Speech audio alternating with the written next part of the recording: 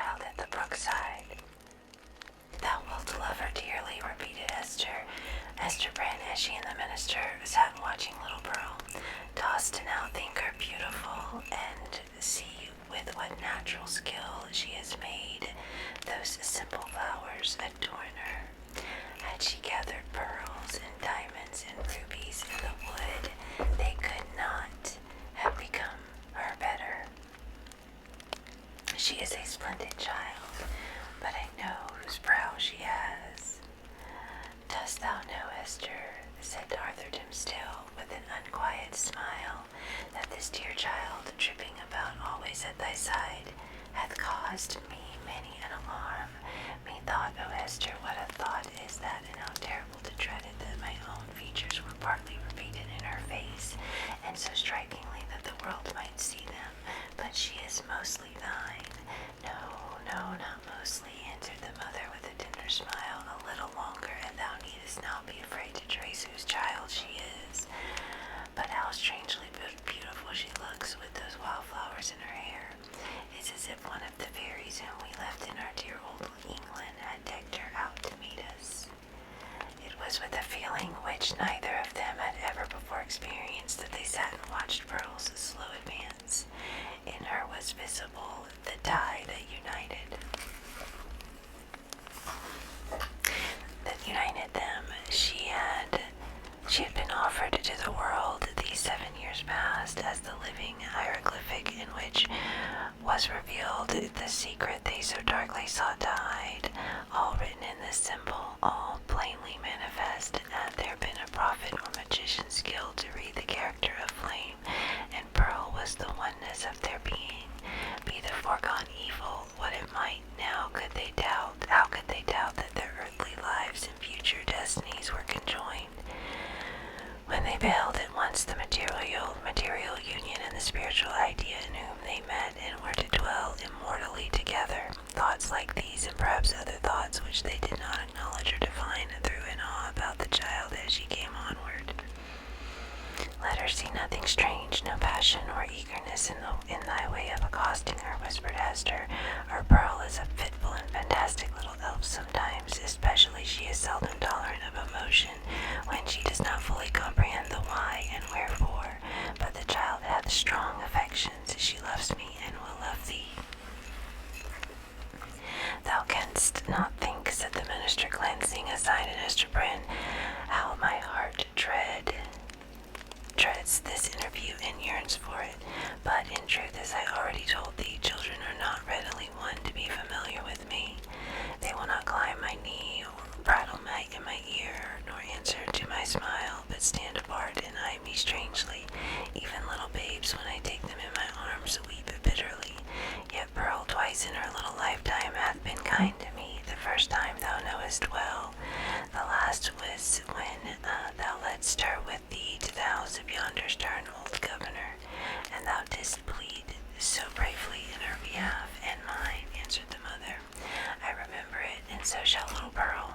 Fear nothing, she may be strange and shy at first, but will soon learn to love thee. By the time Pearl had reached the margin of the brook and stood on the farther side, gazing silently at Esther and the clergyman who still sat together on the mossy tree trunk, waiting to receive her, just when she had paused, the brook chanced to form a pool so smooth and quiet that it reflected a perfect image of her little figure, with all the brilliant picturesqueness of her beauty in its adornment of flowers and wreathed foliage, but more refined and spiritualized than the reality. This image, so nearly identical with the living Pearl, seemed to communicate somewhat of its own shadow, the intangible quality, to the child herself. It was strange the way in which Pearl stood, looking so steadfastly at them through the dim medium of the forest gloom, herself meanwhile all glorified with the ray of sunshine that was attracted thitherward as by certain sympathy. In the brook beneath stood another child, another and the same, with likewise its ray of golden light. Esther felt herself in some indistinct and tantalizing manner estranged from Pearl, as if the child in her lonely ramble through the forest had strayed out of the sphere in which she and her mother dwelt together, and was now faintly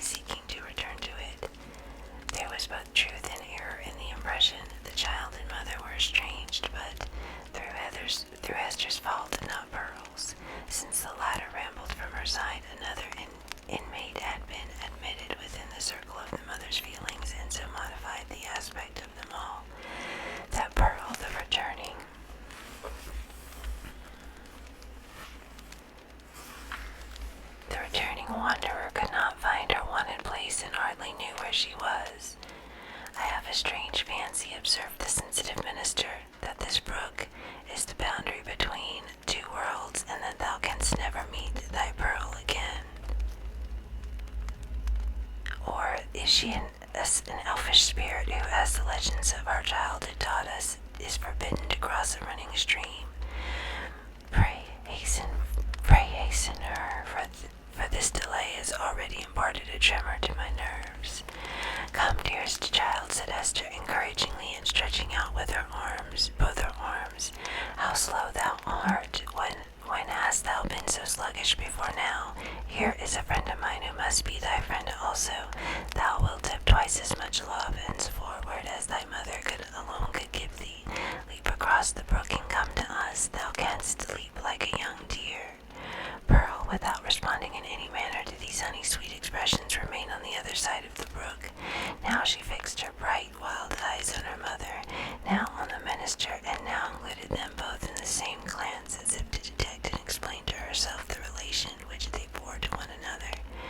For some unaccountable reason, as Arthur Dimmesdale felt the child's eyes upon himself, his hand, with that gesture so habitual, so as to have become involuntary, stole over his heart. At length, assuming a singular air of authority, Pearl stretched out her hand with the small forefinger extended and pointing evidently towards her mother's breast. And beneath, in the mirror of the brook, there was the flower-girdled and sunny image of little Pearl, pointing her small forefinger too. Now, strange child, why dost not thou come to me? Exclaimed Esther. Pearl, still pointing with her forefinger, and a frown gathered on her brow, the most impressive from the childish, the almost baby-like aspect of the features that conveyed it, as her mother still kept beckoning to her and arraying her face in a holiday suit of unaccustomed smiles. The child stamped her foot with a yet more imperious look and gesture, and the brook again was the fantastic beauty of the image, with its reflected frown, its pointed finger, and imperious gesture, giving emphasis to the aspect of little Pearl. Hasten, Pearl, or I shall be angry with thee, cried Esther Prynne, who, however injured to such behavior on the elf child's part at other seasons, was naturally anxious for a more seemly deportment now. Leap across the brook, naughty child, and run hither, else I must come to thee. But Pearl, not a whit startled at her mother's threats, any more than mollified by her entreaties, now suddenly burst into a fit of passion, gesticulating violently and throwing her small figure into the more extravagant contortions. She accompanied this wild outbreak with piercing shrieks which the woods reverberated on all sides, so that, alone as she was in her childish and unreasonable wrath, it seemed as if a hidden multitude were lending her their sympathy and encouragement. Seen in the brook once more was the shadowy wreath of Pearl's image, crowned and girdled with flowers, but stamping its foot, wildly gesticulating, and in the midst of all, still pointing its small forefinger at Esther's bosom. I see what ails the child, whispered Esther to the clergyman, and turning pale, in spite of a strong effort to conceal her trouble and annoyance. Children will not abide the slightest change in the accustomed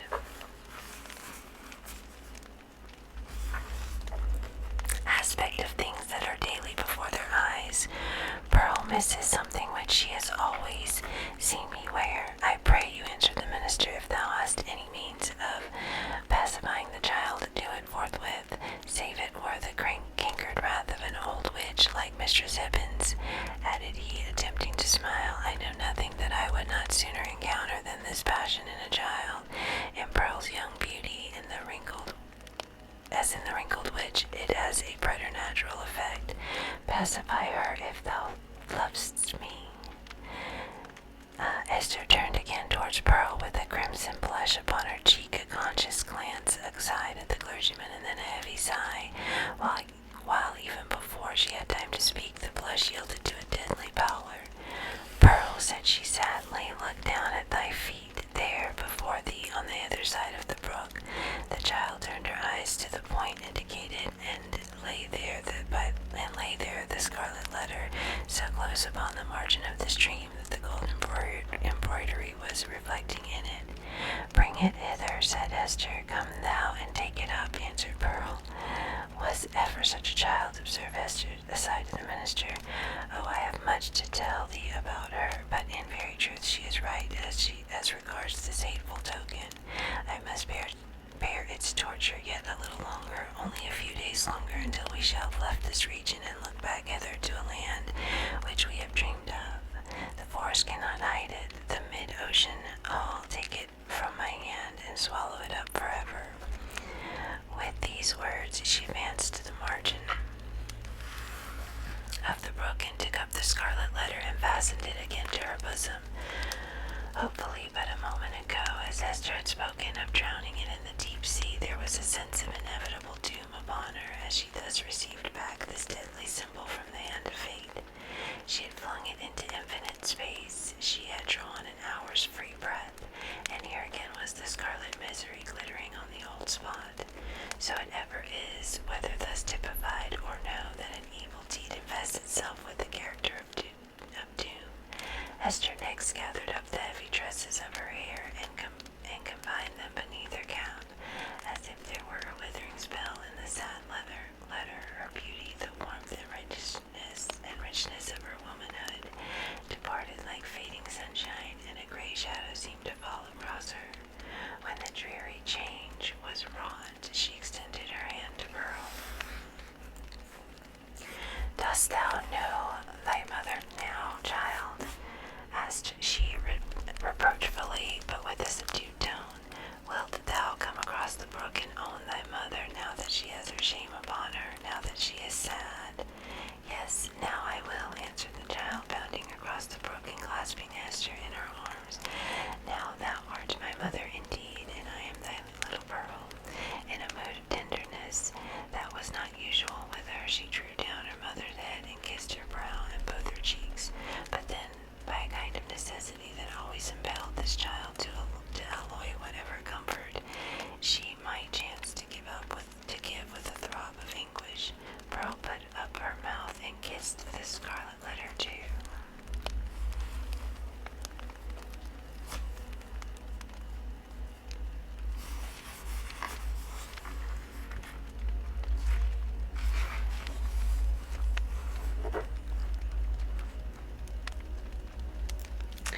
That was not kind, said Esther. When thou hast shown me a little love, thou mockest me. Why doth the minister sit yonder? Asked Pearl. He waits to welcome thee, replied her mother. Come thou and entreat his blessing. He loves thee, my little Pearl, and loves thy mother too. Wilt thou not love him? Come, he longs to greet thee. Doth he love us? Said Pearl, looking up with acute intelligence into her mother's face. Will he go back with us hand in hand, we three together into the town? Not now, my dear child, said Esther, but in days to come he will walk hand in hand with us. We will have a home and fireside of our own, and thou shalt sit upon his knee, and he will teach thee many things and love thee dearly. Thou wilt love him, wilt thou not? And will he always keep his hand over his heart? Inquired Pearl. Foolish child, what a question is that? Exclaimed her mother. Come and ask his blessing. But whether influenced by the jealousy that seems instinctive with every petted child towards a dangerous rival, or from whatever caprice of her freakish nature, Pearl would show no favor to the clergyman. It was only by an exertion of force that her mother brought her up to him, hanging back and manifesting a reluctance by odd grimaces, of which, ever since her babyhood, she had possessed a singular variety, and could transform her mobile physiognomy into a series of different aspects with a new mischief in them, each and all. The minister, painfully embarrassed, but hoping that a kiss might prove a talisman to admit him into the child's kindlier regards, bent forward and impressed one on her brow. Hereupon Pearl broke away from her mother, and running to the brook, stooped over it and bathed her forehead until the unwelcome kiss was quite washed off and diffused through a long lapse of the gliding water. She then remained apart, silently watching Esther and the clergyman, while they talked together and made such arrangements as were suggested by their new position and the purposes soon to be fulfilled. And now this fateful interview had come to a close. The dell was to be left a solitude among its dark old trees, which, with their multitudinous tongues, would whisper long of what had passed there, and no mortal be the wiser. And the melancholy brook would add this other tale to the mystery with which his little heart was already overburdened, and whereof it still kept up a murmuring babble, with not a whit more cheerfulness of tone than for ages heretofore.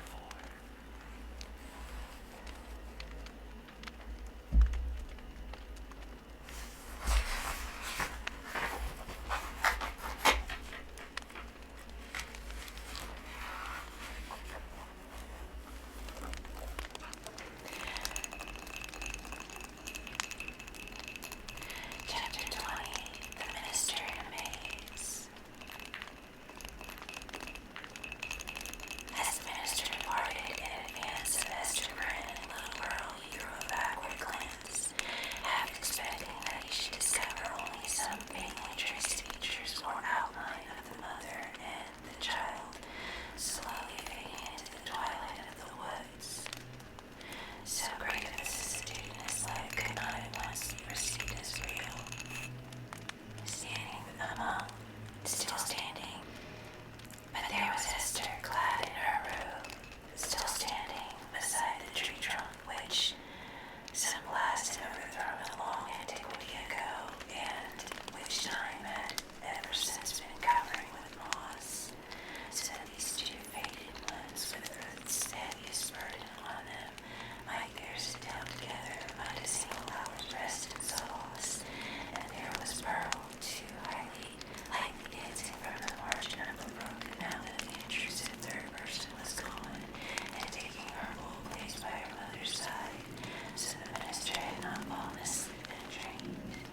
In order to free his mind from this indistinctness and duplicity of impression, which mixed it with a strange disquietude, he recalled and more thoroughly defined the plans which Esther himself had sketched for their departure.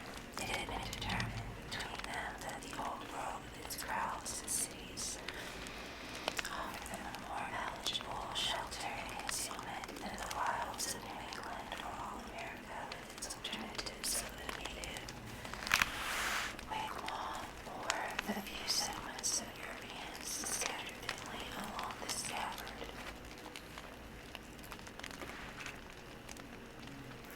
Not to speak of the clergyman's health, so inadequate to sustain the hardships of a forest life. His native gifts, his culture, and his entire development would secure him a home only in the midst of civilization and refinement. The higher the state, the more delicately adapted to it the man. In furtherance of this choice, it so happened that a ship lay in the harbor, one of those questionable cruisers frequented that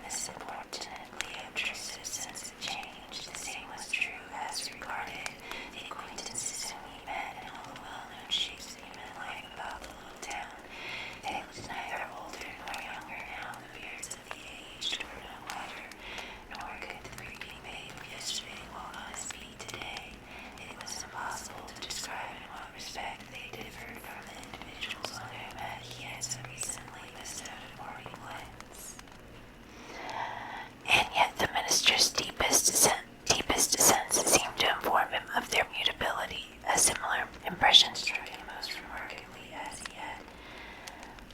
he passed under the walls of his own church. The edifice itself very strange and yet so familiar, an aspect that Mr. Dimmesdale's mind and vibrated between the two ideas, either that he had seen it only in a dream hitherto, or that he was merely dreaming about it now.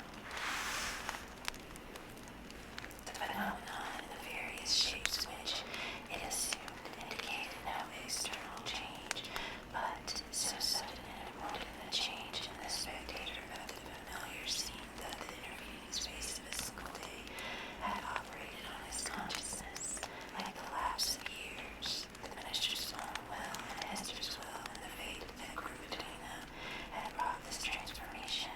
It was the same down as heretofore, for the same minister returned not from the forest. He might have said to the friends who greeted him, I am not the man for whom you take me. I left him yonder in the forest, withdrawn into a secret dell by a mossy tree trunk. And here a melancholy broke.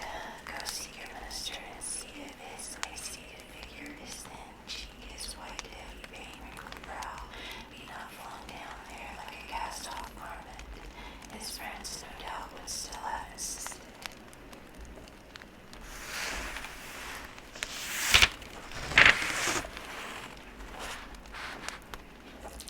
With him, thou art thyself the man, but the error would have been their own, not his.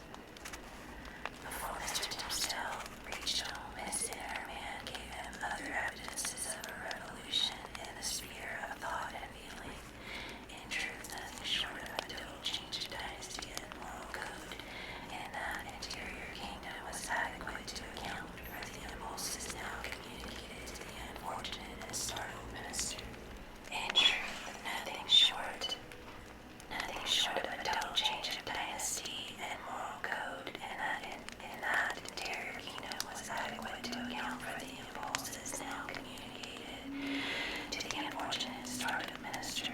At every step he was incited to do some strange, wild, wicked thing or other, with a sense that it would be at once involuntary and intentional in spite of himself, yet growing out of a profounder self than that which opposed the impulse. For instance, he met one of his own deacons. The good old man addressed him with paternal affection and patriarchal privilege, which his venerable age, his upright and holy character, and his station in the church entitled him to use, and conjoined with this the deep, almost worshipping respect which the minister's professional and private claims alike demanded. Never was there a more beautiful example of how the majesty of age and wisdom may comport with the obedience and respect enjoined upon it, from a lower social rank and inferior order of endowment.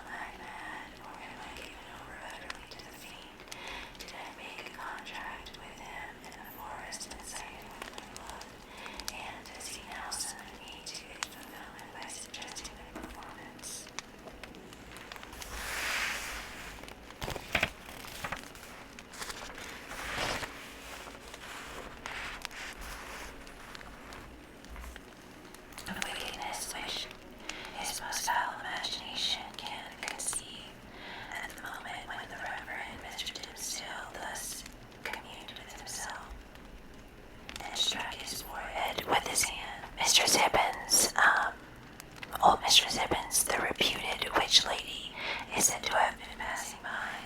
She made a very grand appearance, having on a high headdress, a rich gown of velvet, and a ruff done up with the famous yellow stars of which Anne Turner, her especial friend, had taught her the secret before this last good lady had been hanged for Sir Thomas Overbury's murder.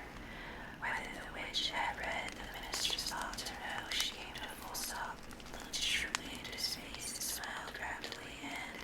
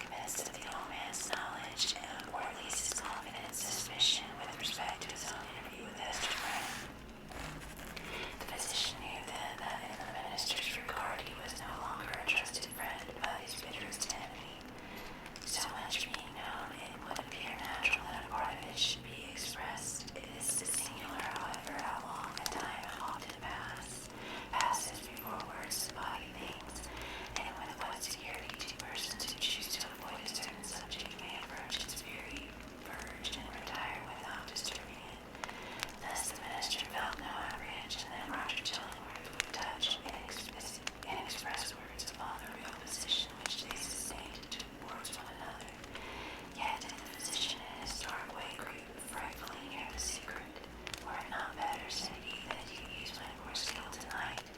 Verily, dear sir, we must take baths to make you strong and vigorous for this occasion of the election discourse.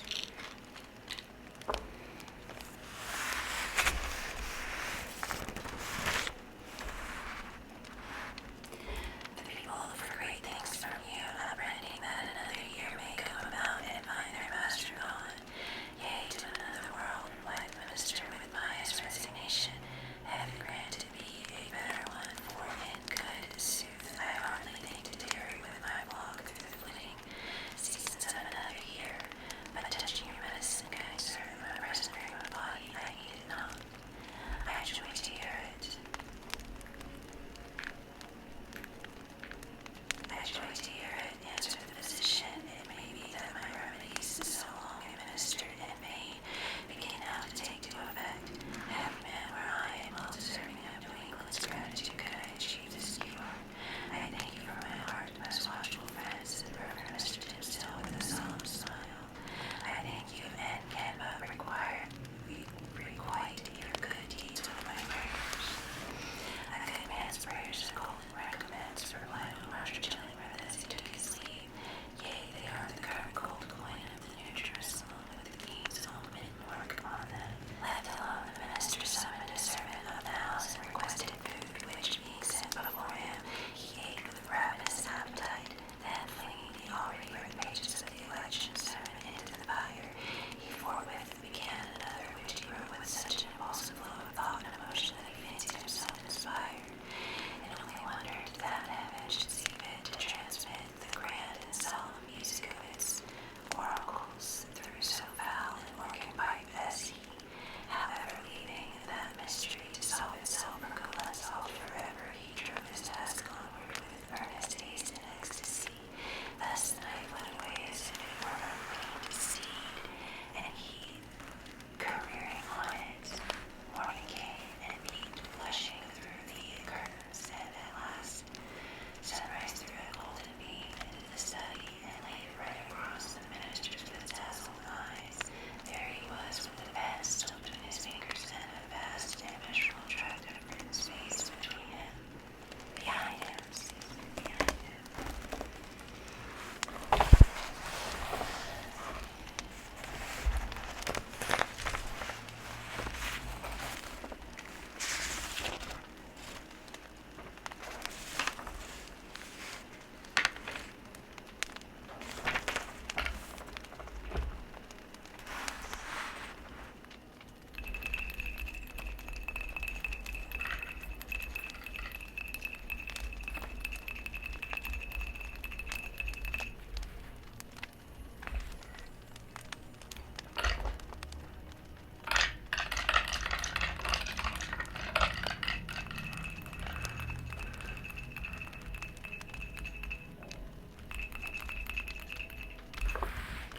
Chapter 21.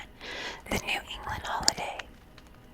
Betimes in the morning of the day on which the new governor was to receive his office at the hands of the people, Hester Prynne and Little Pearl came into the marketplace. It was already thronged with the craftsmen and other plebeian inhabitants of the town in considerable numbers, among whom likewise were them as rough figures whose attire of deerskins marked them as belonging to some of the forest settlements. On this public holiday, as on all other occasions for 7 years past, Hester was clad in a garment of coarse gray cloth, not more by its hue than by some indescribable peculiarity in its fashion. It had the effect of making her fade personally out of sight and outline, while again the Scarlet Letter brought her back from this twilight indistinctness and revealed her under the long familiar to the townspeople. Her face, so long familiar to the townspeople, showed the marble quietude which they were accustomed to behold. There, it was like a mask, or rather like the frozen calmness of a dead woman's features, owing this dreary resemblance to the fact that Hester was actually dead, in respect to any claim of sympathy, and had departed out of the world world with which she still seemed to mingle. It might be on this day that there was an expression unseen before, nor indeed vivid enough to be detected now, unless some preternaturally gifted observer should have first read the heart, and have afterwards sought a corresponding development in the countenance and mien. Such a spiritual seer might have conceived that, after sustaining the gaze of the multitude through 7 miserable years, as a necessity, a penance in something which it was a stern religion to endure, she now, for one last time more, encountered it freely and voluntarily, in order to convert what had so long been agony into a kind of triumph. Look your last on the Scarlet Letter and its wearer, the people's victim and lifelong bondslave, as they fancied her, might say to them, yet a little while, and she will be beyond your reach. A few hours longer, and the deep mysterious ocean will quench and hide forever the symbol which ye have caused to burn upon her bosom. Nor were it an inconsistency too improbable to be assigned to human nature, should we suppose a feeling of regret in Esther's mind, at the moment when she was about to win her freedom from the pain which had been thus deeply incorporated with her being.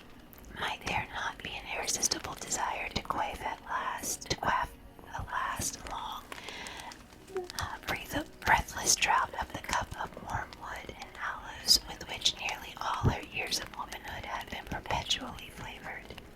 The wine of life, henceforth to be presented to her lips, must be indeed rich, delicious, and exhilarating in its chaste and golden beaker, or else leave an inevitable and weary linger after the lees of bitterness wherewith she had been drugged, as with a cordial of intensest potency.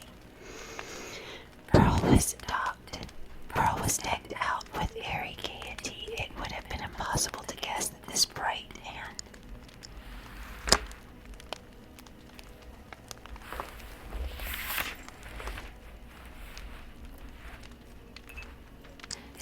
and sunny apparition owed his existence to the shape of gloomy gray, or that a fancy at once so gorgeous and so delicate as must have been requisite to contrive the child's apparel was the same that had achieved a task perhaps more difficult in imparting so distinct a peculiarity to Esther's simple robe.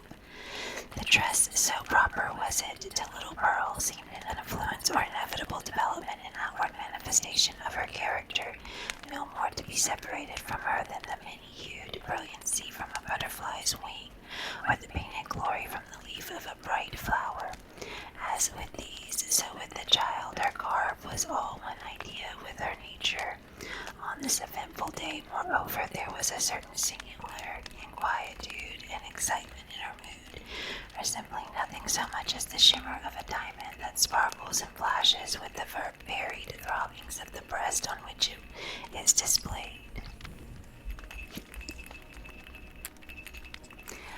Children have always a sympathy in the agitations of those connected with them, especially a sense of any trouble or impending revolution of whatever kind in domestic circumstances, and therefore Pearl, who was the gem on her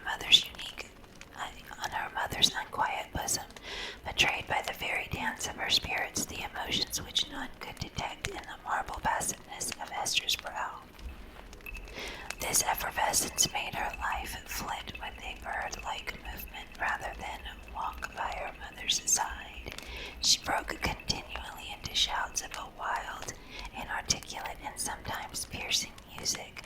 When they reached the marketplace, she became still more restless on perceiving the stir and bustle that enlivened the spot, for it was usually more like the broad and lonesome green before a village meeting house, thus the center of a town's business.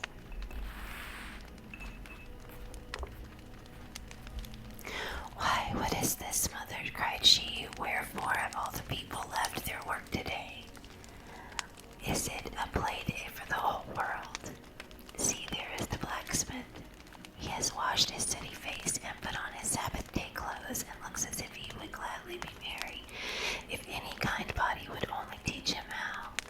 And there is Master Brackett, the old jailer, nodding and smiling at me. Why does he do so, Mother? He remembers thee, a little babe, my child, answered Esther. He should not nod and smile at me for all that. The black, grim, ugly-eyed old man, said Pearl. He may nod at thee, if he will, for thou art clad in the grey and wearest the Scarlet Letter. But see, Mother, how many faces of strange people and natives among them, and sailors.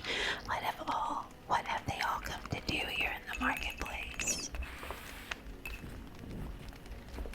They wait to see the procession pass, said Esther, for the governor and the magistrates are to go by, and the ministers and all the great people and good people with the music and the soldiers marching before them.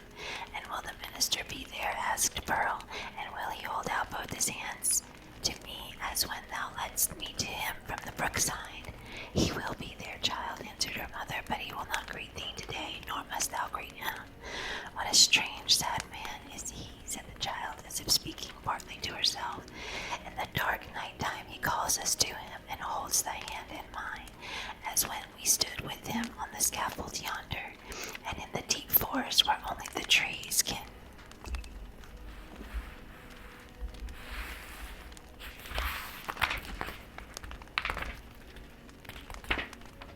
Be quiet, Pearl.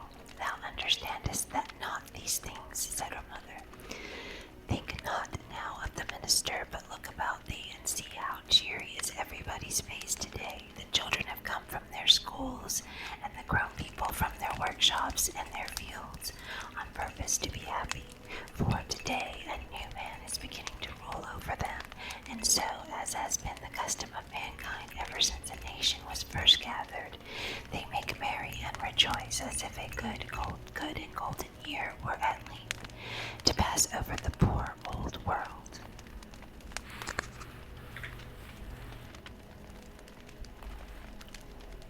It was as Esther said in regard to the unwonted jollity that brightened the faces of the people into this festal season of the year, as it already was and continued to be during the greater part of the 2 centuries. The Puritans compressed whatever mirth and public joy they deemed allowable to human infirmity, thereby so far dispelling the customary cloud that for the space of a single holiday they appeared scarcely more grave than most other communities at a period of general affliction.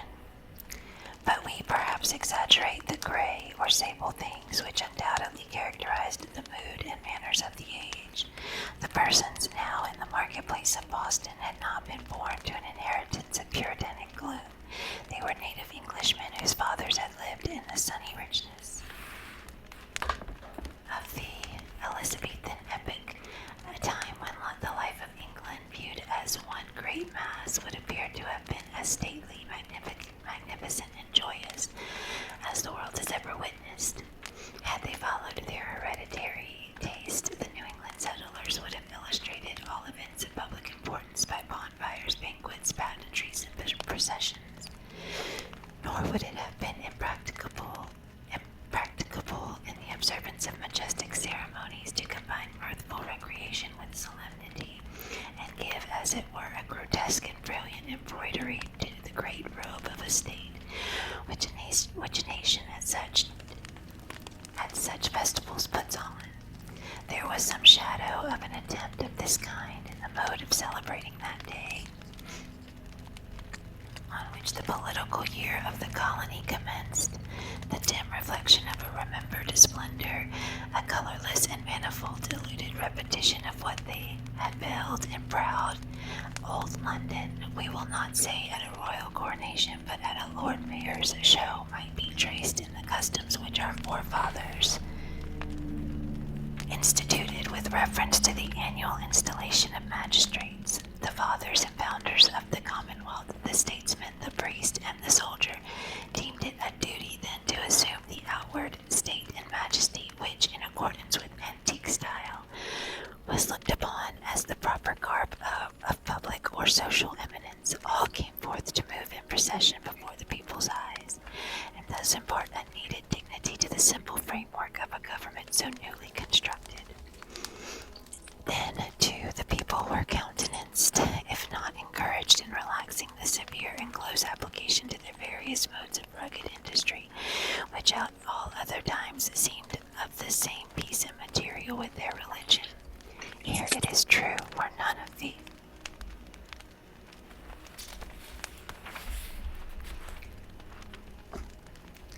appliances which popular merriment would so readily have found in the England of Elizabethan's time, or that of James. No rude shows of a theatrical kind, no minstrel with his harp and legendary ballad, nor gleeman with an ape, draping dancing to his music, nor juggler with his tricks of mimic witchcraft, no merry Andrew to stir up the multitude with jests, perhaps hundreds of years old, but still effective by their appeals to the very broadest sources of mirthful sympathy. All such professors of the several branches of jocularity would have been sternly repressed, not only by the rigid discipline of law, but by the general sentiment which gives law its vitality. Not the less, however, the great honest face of the people smiled grimly, perhaps, but widely too, nor were sports wanting, such as the colonists had witnessed and shared in long ago, as at the country fairs and on the village greens of England, and which it was thought well to keep alive on this new soil for the sake of the courage and manliness that were essential in them. Wrestling matches in the different passions of Cornwall and Devonshire were seen here and there about the marketplace. In one corner there was a friendly bout at quarterstaff, and what attracted most interest of all, on the platform of the pillory, already so noted in our pages, 2 masters of defense were commencing an exhibition with the buckler and broadsword. But much to the disappointment of the crowd, this latter business was broken off by the interposition of the town beadle, who had no idea of permitting the majesty of the law to be violated by such an abuse of one of its consecrated places. It may not be too much to affirm, on the whole, the people being then in the first stages of joyless deportment, and the offspring of sires who had known how to be merry in their day, that they would compare favorably in point of holiday keeping with their descendants, even at so long an interval as ourselves. Their immediate posterity, the generation next to the early emigrants, were the blackest shade of Puritanism, and so darkened the national visage with it, that all the subsequent years have not sufficed to clear it up. We have yet to learn again the forgotten art of gaiety. The picture of human life in the marketplace, through its general tint, was the sad gray, brown, or black of the English emigrants, was yet enlivened by some diversity of hue. A party of natives, in their savage finery of curiously embroidered deerskin robes, wampum belts, red and yellow ochre, and feathers, and armed with the bow and arrow and stone-headed spear, stood apart, with countenance of inflexible gravity beyond what even the Puritan aspect could attain. Nor wild as were these painted barbarians, were they the wildest feature of the scene. This distinction could more justly be claimed by some mariners, a part of the crew of the vessel from the Spanish Main, who had come ashore to see the humors of election day. They were rough-looking desperadoes, with sun-blackened faces and an immensity of beard. Their wide, short trousers were confined about the waist by the belts often clasped with a rough plate of gold, and sustaining always a long knife, and in some instances a sword. From beneath their broad-brimmed hats of palm-leaf gleamed eyes, which, even in good nature and merriment at a kind of animal ferocity, they transgressed without fear or scruple the rules of behavior that were binding on all others. Smoking tobacco under the beadle's very nose, although each whiff would have cost the townsman a shilling, and quaffing at their pleasure draughts of wine or aquavit which they freely tendered to the gasping crowd around them.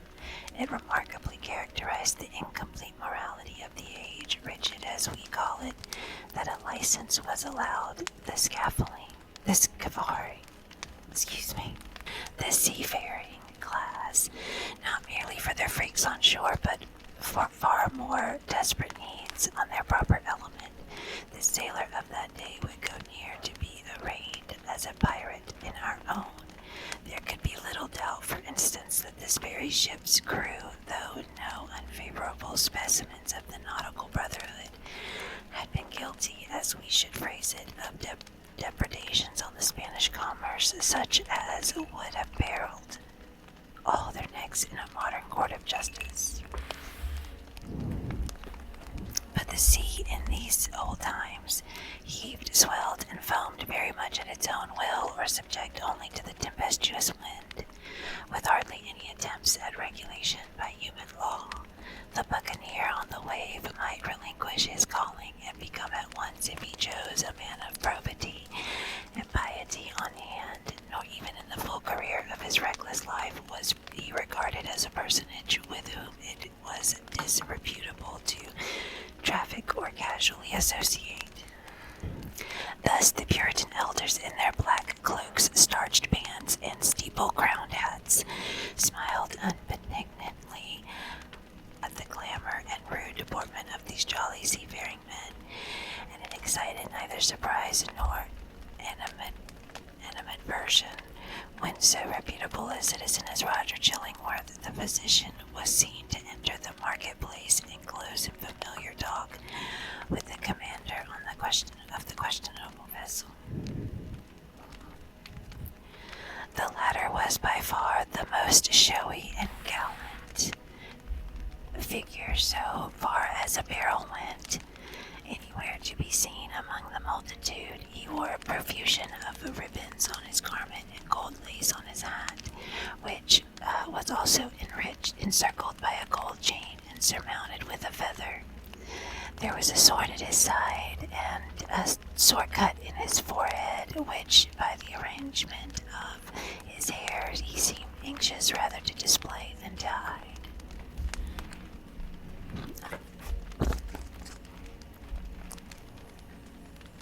A landsman could hardly have worn this garb and shown his face and worn and shown them both with such a galliard air without undergoing stern question before a magistrate and probably incurring a fine or imprisonment or perhaps an exhibition in the stocks.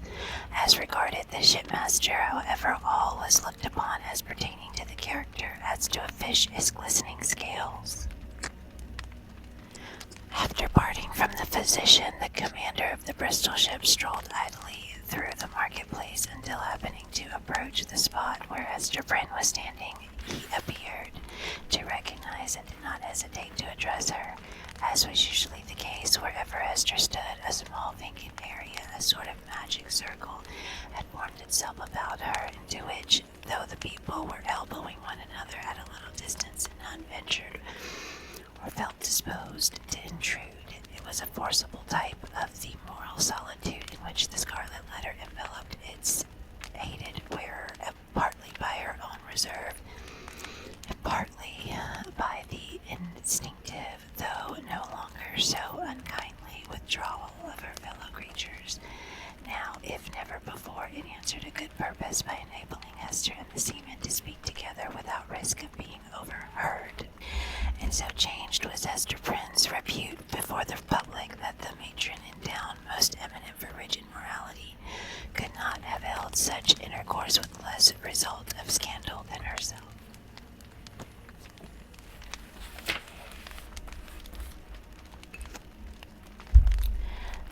So, mistress, said the mariner, I must bid the steward make ready one more berth than you bargained for. No fear of scurvy or ship fever this voyage. What with the ship's surgeon and this other doctor, our only danger will be from drug or pill. More by token, as there's a lot of apothecaries' stuff aboard, which I traded for with the Spanish vessel. What mean you? Inquired Esther, startled more than she permitted to appear. Have you another passenger? Why, "I know you not," said the shipmaster, "that this physician here, Chillingworthy calls himself, is minded to try my cabin fare with you. Aye, you must have known, for he tells me he is of your party and a close friend to the gentleman you spoke of, he that is in peril from these sour old Puritan rulers." "They know each other well indeed," replied Esther, with a mien of calmness, though in the utmost consternation. "They have long dwelt together." Nothing further passed between the mariner and Esther Prynne, but at that instant she beheld old Roger Chillingworth himself standing in the remotest corner of the marketplace, and smiling on her a smile which, across the whole wide and bustling square, and through all the talk and laughter and various thoughts, moods, and interests of the crowd, conveyed secret and fearful meaning. Chapter 22. The Procession. Before Esther Prynne could call together her thoughts and consider what was predictable to be done in this new and startling aspect of affairs, the sound of military music was heard approaching along a contiguous street. It denoted the advance of the procession of magistrates and citizens on its way towards the meeting home, where, in compliance with a custom thus early established and ever since observed, the Reverend Mr. Dimmesdale was to deliver an election sermon. Soon the head of the procession showed itself with a slow and stately march, turning a corner and making its way across the marketplace. First came the music. It comprised a variety of instruments, perhaps imperfectly adapted to one another, and played with no great skill, but yet attaining the great object for which the harmony of drum and clarion addresses itself to the multitude, that of imparting a higher and much more heroic air to the scene of life that passes before the eye. Little Pearl at first clapped her hands, but then lost for an instant the restless agitation that had kept her in a continual effervescence. Throughout the morning she gazed silently and seemed to be borne upward like a floating seabird on the long heaves and swells of the sound, but she was brought back to the former mood by the shimmer of the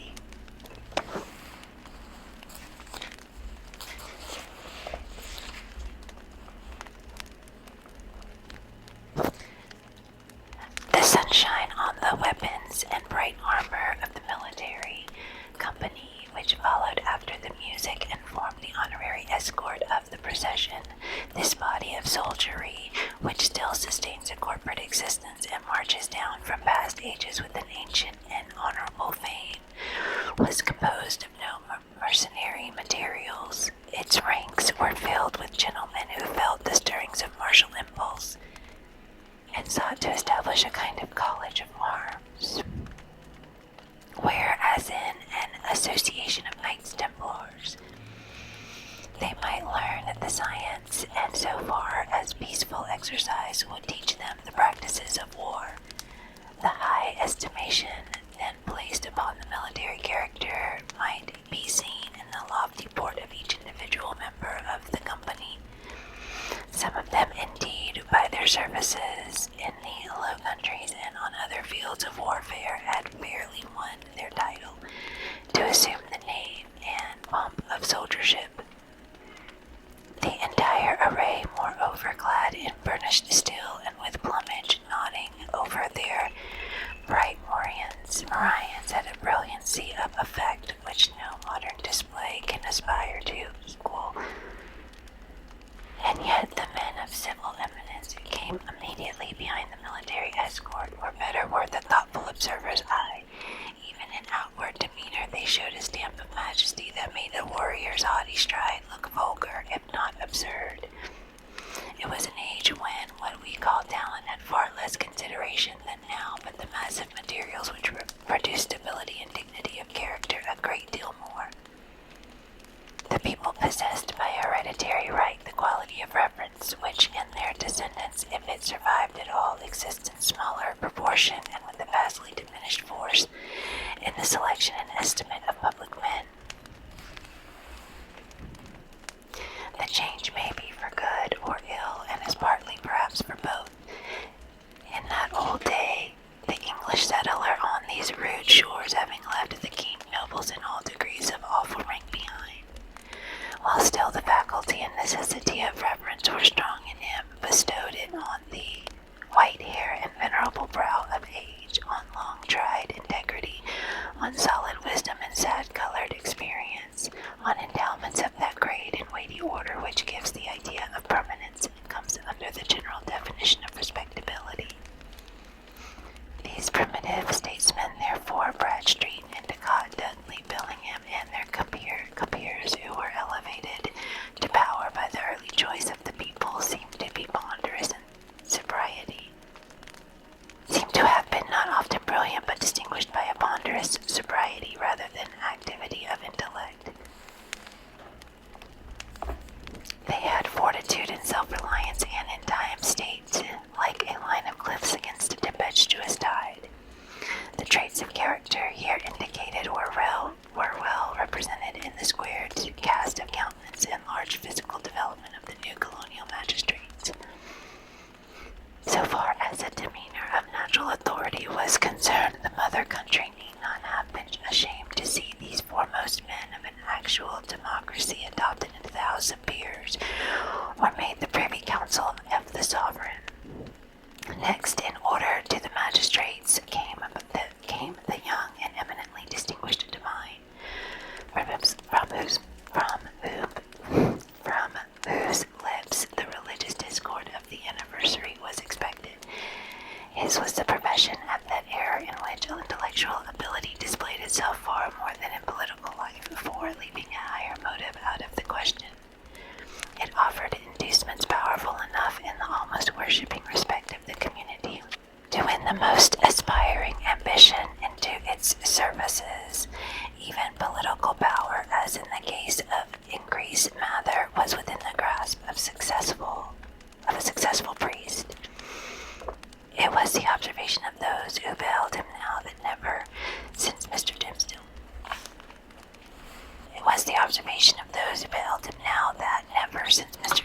first set foot on the New England shore had he exhibited such energy as was seen in the gait and air with which he kept his pace in the procession.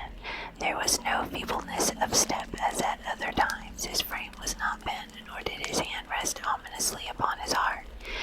Yet if the clergyman were rightly viewed, his strength seemed not of the body. It might be spiritual and imparted to him by angelic ministrations. It might be the exhilaration of that potent cordial which is distilled only in the furnace glow of earnest and long-continued thought, or perchance his sensitive temperament was invigorated by the loud and piercing music that swelled heavenward and uplifted him on its ascending wave. Nevertheless, so abstracted was his look, it might be questioned whether Mr. Dimmesdale even heard the music. There was his body moving onward and with an unaccustomed force. But where was his mind? Far and deep in its own region, busying itself with preternatural activity. So he was basically in his head, right? To marshal a procession of stately thoughts that were soon to issue thence. And so he saw nothing, heard nothing, knew nothing of what was around him, but the spiritual element took up the feeble frame and carried it along unconscious of the burden, and converting it to the spirit like itself. Men of uncommon intellect who have grown morbid possess this occasional power of mighty effort, into which they throw the life of many days, and there are lifeless for as many more. Hester Prynne, gazing steadfastly at the clergyman, felt a dreary influence come over her, but wherefore or whence also she knew not, unless that he seemed so remote from her own sphere and utterly beyond her reach. One glance of recognition she had imagined must needs pass between them. She thought of the dim forest with its little tale of solitude and love and anguish, and the mossy tree trunk where sitting hand in hand they had mingled their sad and passionate talk with the melancholy murmur of the brook. How deeply had they known each other then, and was this the man? She hardly knew him now. He, moving proudly past, enveloped as it were in the rich music with the procession of majestic and venerable fathers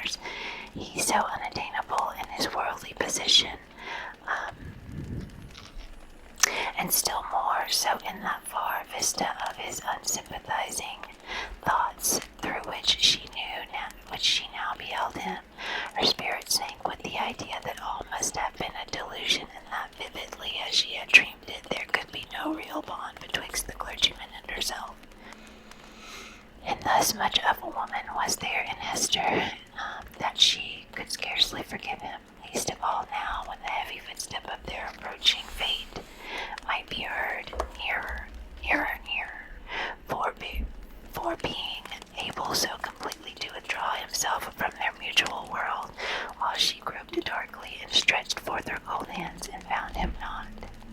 Pearl either saw and responded to her mother's feelings, or herself felt the remoteness and intangibility that had fallen around the minister. While the procession passed, the child was uneasy, fluttering up and down like a bird on the point of taking flight. When the whole had gone by, she looked up into Esther's face. Mother, said she, was that the same minister that kissed me by the brook?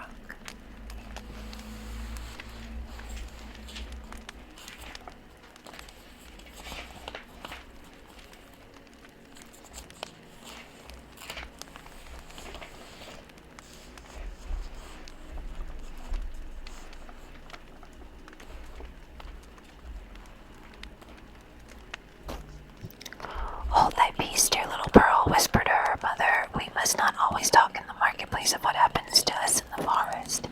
I could not be sure that it was he, so strange he looked, continued the child, else I would have run to him and bid him kiss me now before all the people, even as he did yonder among the dark old trees. What would the minister have said, mother? Would he have clapped his hand over his heart and scowled on me and bid me gone?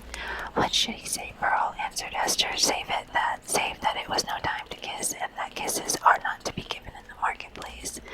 Well for thee, foolish child, that thou didst not speak to him. Another shade of the same sentiment in reference to Mr. Dimmesdale was expressed by a person whose eccentricities, or insanity as we should term it, led her to do what few of the townspeople would have ventured on, to begin a conversation with the wearer of the Scarlet Letter. In public, it was Mr. Sibbins who, arrayed in great magnificence with a triple ruff, a broidered stomacher, a gown of rich velvet, and a gold-headed cane, had come forth to see the procession.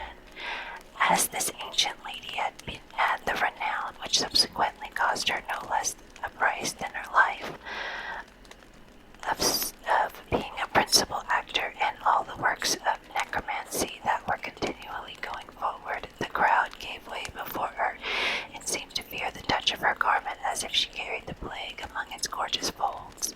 Seen in conjunction with Esther Friend, kindly as so many now felt towards the latter, the dread inspired by Mistress Evans was doubled and caused a general movement from that part of the marketplace in which the two women stood. Now, what mortal imagination could conceive it, whispered the old lady confidently to Esther, yonder divine man, that saint on earth, as the people uphold him to be, and as I must needs say, he really looks. Who now that saw him pass in the procession would think how little while it is since he went forth out of his study, chewing a Hebrew text of scripture in his mouth, I warrant, to take an aspiring in the forest. Aha, we know what that means, Hester Brent, but truly forsooth I find it hard to believe him the same man. Many a church member saw I walking behind the music that has danced in the same measure with me when somebody was a fiddler, and it might be a native powwow or a Lapland wizard changing hands with us. That is but a trifle when a woman knows the world, but this minister, couldst thou surely tell Esther whether he was the same man that encountered thee on the forest path? Madam, I know not of what you speak, answered Esther Brent, feeling Mistress Evans to be of firm mind, yet strangely startled and awe-stricken by the confidence with which she affirmed a personal connection between so many persons, herself among them and the evil one. It is not for me to talk lightly of a learned and pious minister of the word like the Reverend Mr. Dimmesdale. Fie, woman, fie, cried the old lady, shaking her finger at Esther. Dost thou think I have been to the forest so many times, and have yet no skill to judge who else has been there? Yea, though no leaf of the wild garlands which they wore while they danced be left in their hair, I know thee, Esther, for I behold the token. We may all see it in the sun.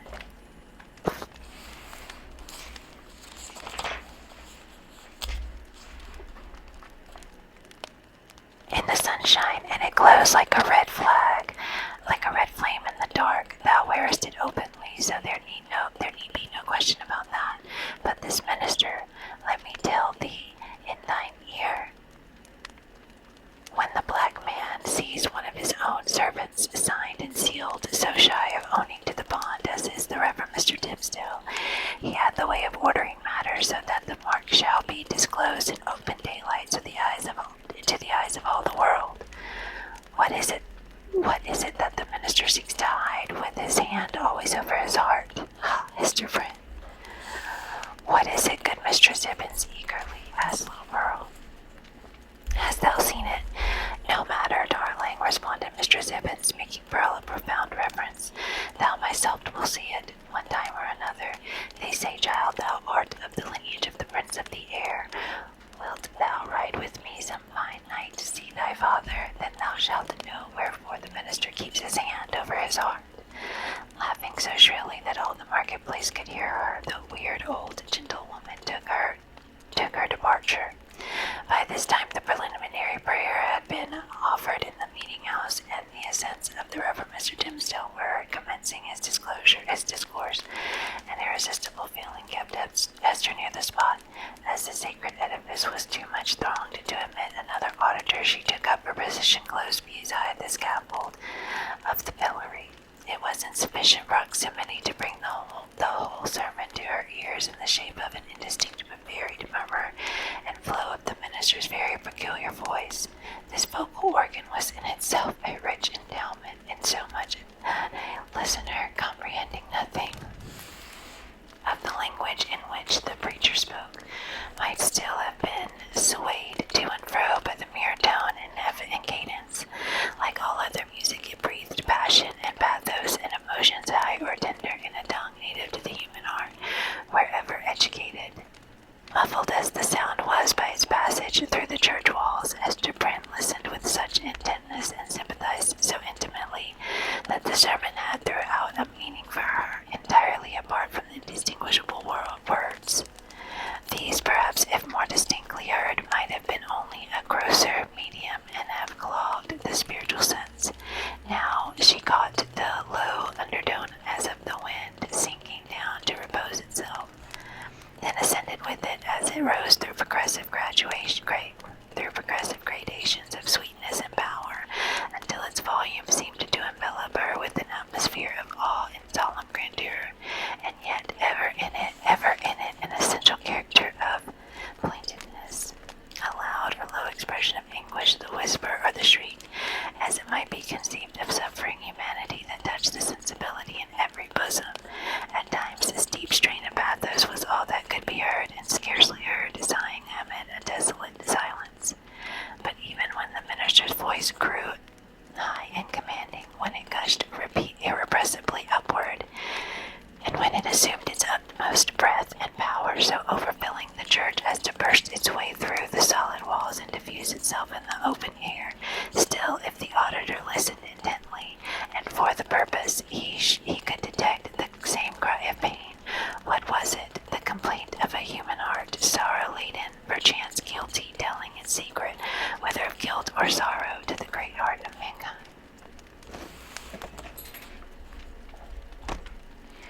Beseeching its sympathy or forgiveness at every moment, in each accent, and never in vain. It was this profound and continual undertone that gave the clergyman his most appropriate power. During all this time Esther stood, statue-like, at the foot of the scaffold. If the minister's voice had not kept her there, there would nevertheless have been an inevitable magnetism in that spot whence she dated the first hour of her life of ignominy. There was a sense within her too ill-defined to be made a thought, but weighing heavily on her mind, that her whole orb of life, both before and after, was connected with this spot as with the one point that gave it unity. Little Pearl, meanwhile, had quitted her mother's side and was playing at her own will about the marketplace. She made the somber crowd cheerful by her erratic and glistening ray, even as a bird of bright plumage illuminates a whole tree of dusky foliage by darting to and fro, half seen and half concealed amid the twilight of the clustering leaves. She had an undulating but oftentimes a sharp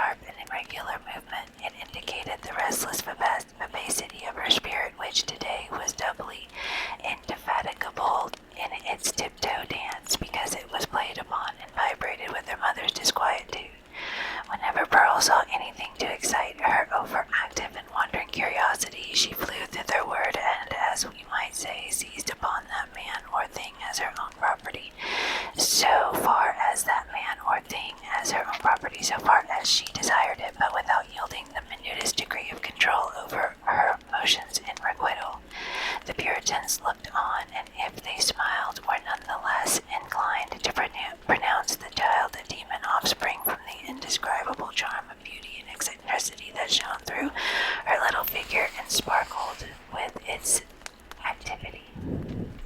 She ran and looked the wild natives in the face, and he grew conscious of a nature wilder than his own. Thence, with native audacity, but still with the reserve as characteristic, she flew into the midst of a group of mariners. The swarthy cheeked wild men of the ocean as the natives were of the land, and they gazed wonderingly and admiringly at Pearl, as if a flake of the sea foam had taken the shape of a little maid, and were gifted with the soul of the sea fire that flashes beneath the prow in the night time. One of these seafaring men, the shipmaster indeed, who had spoken to Esther Brand, was so smitten with Pearl's aspect that he attempted to lay hands upon her, with purpose to snatch a kiss, finding it as impossible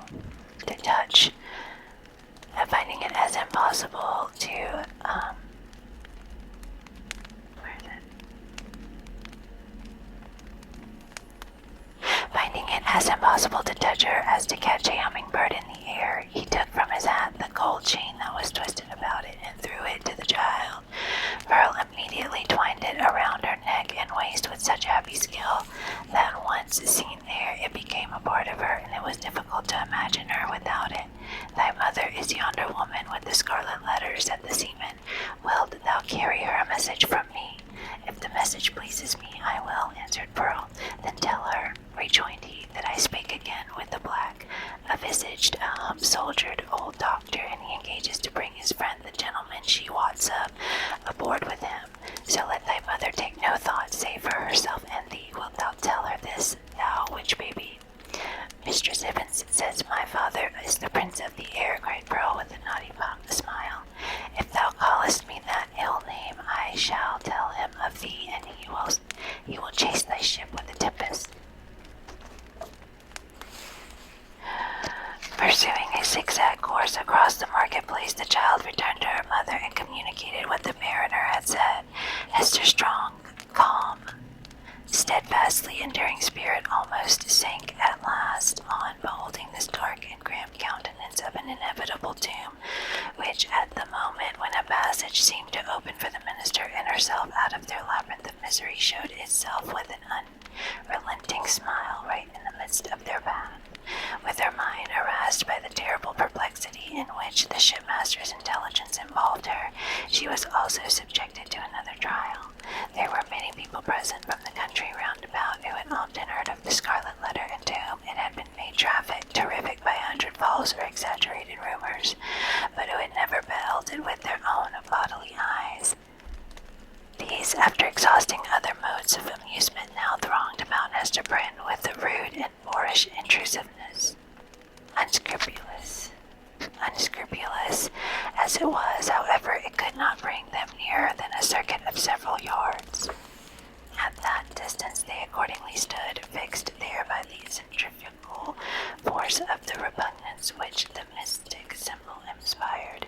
The whole gang of sailors, likewise observing the press of spectators and learning the purport of the Scarlet Letter, came and thrust their sunburnt and desperado-looking faces into the ring. Even the natives were affected by a sort of cold shadow of the white man's curiosity, and gliding through the crowd, fastened their snake-like black eyes on Hester's bosom, conceiving perhaps that the wearer of this brilliantly embroidered badge must needs be a personage of high dignity among her people. Lastly, the inhabitants of her town, their own interest in this worn-out subject, kindly reviving itself by sympathy with what they saw others feel, lounged idly to the same quarter, and tormented Hester Prynne perhaps more than all the rest with their cool, well-acquainted gaze at her familiar shape. Hester saw and recognized the self-same faces of that group of matrons who had awaited her forthcoming from the prison door 7 years ago, all save one, the youngest and only compassionate among them, whose robe she had since made. At the final hour, when she was so soon to fling aside the burning letter, it had strangely become the center of more remark and excitement, and was thus made to sear her breast more painfully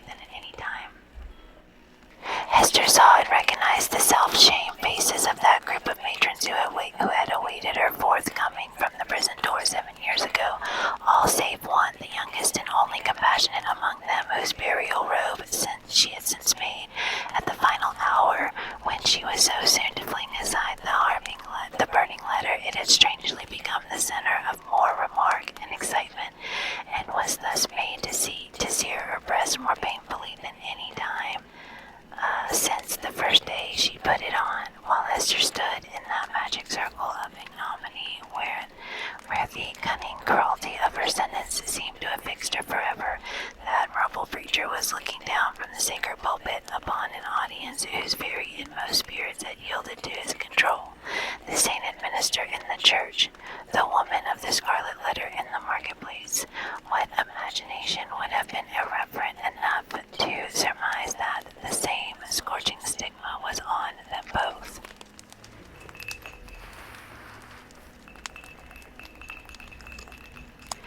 Chapter 23. The Revelation of the Scarlet Letter. The eloquent voice on which the souls of the listening audience had been born. Aloft as on the swelling waves of the sea, at length came to a pause. There was a momentary silence, profound as it was, should follow the utterance of oracles. Then ensued a murmur and half-flushed tumult, as if the auditors, released from the high spell that had transported them into the region of another's mind, were returning into themselves with all their awe and wonder still heavy on them. In a moment more, the crowd began to gush forth from the doors of the church. Now there was an end. They needed other breath more fit to support the gross and earthly life into which they relapsed. Then that atmosphere which the preacher had converted into words of flame, and had burdened with the rich fragrance of his thought. In the open air, their rapture broke into speech. The street and the marketplace absolutely babbled from side to side with applauses of the minister.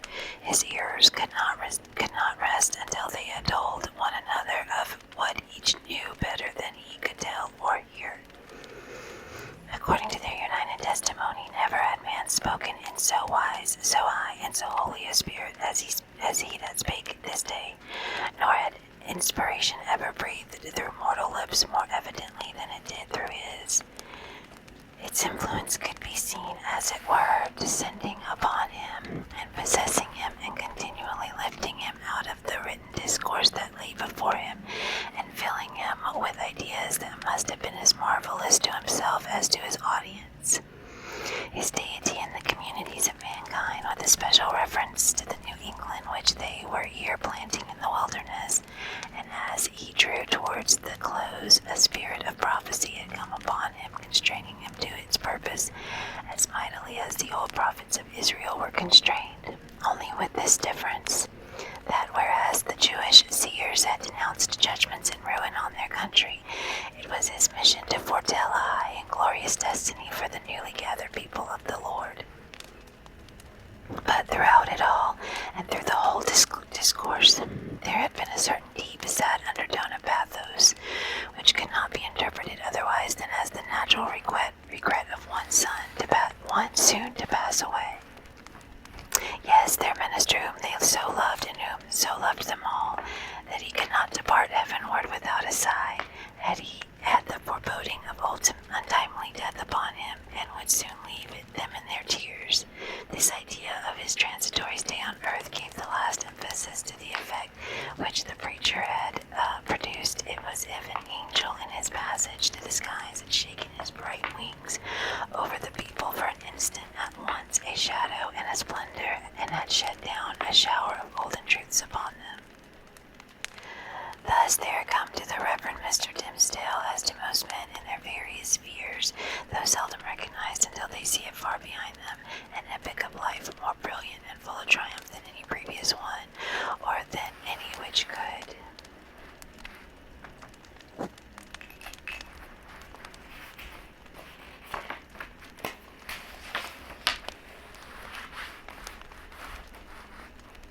Hereafter be. He stood at this moment on the very proudest eminence of superiority to which the gifts of intellect, rich lore, prevailing eloquence, and a reputation of widest sanctity could exalt a clergyman in New England. processional character was of itself a lofty pedestal. Such was the position which the minister occupied as he bowed his head forward on the cushions of the pulpit at the close of his election sermon. Meanwhile, Esther Prynne was standing beside the scaffold of the pillory, with the scarlet letter still burning on her breast. Now was heard again the clangor of music and the measured tramp of the military escort issuing from the church door. The procession was to be marshaled thence to the town hall, where a solemn banquet would complete the ceremonies of the day. Once more, therefore, the train of venerable and majestic fathers was seen moving through a broad pathway of the people, who drew back reverently on either side as the governor and magistrates, the old and wise men, the holy ministers, and all that were eminent and renowned advanced into the midst of them. When they were fairly in the marketplace, their presence was greeted by a shout. This, though doubtless it might acquire additional force and volume from the childlike loyalty which the age awarded to its rulers, was felt to be an irrepressible outburst of enthusiasm kindled in the auditors by that high strain of eloquence which was yet reverberating in their ears. Each felt the impulse in himself, and in the same breath caught it from his neighbor. Within the church it had hardly been kept down. Beneath the sky it built upward to the zenith. There were human beings enough, and enough of highly wrought and symphonious feeling to produce that more impressive sound than the organ tones of the blast, or the thunder, or the roar of the sea. Even that mighty swell of many voices blended into one great voice by the universal impulse which makes likewise one vast heart out of the many. Never from the soil of New England had gone up such a shout. Never on the New England soil had stood the man honored by his mortal brethren as the preacher. How fared it with him then? Were there not the brilliant particles of a halo in the air about his head, so etherealized by the spirit as he was, and so apotheosized by worshipping admirers? Did his footsteps in the procession really tread upon the dust of the earth?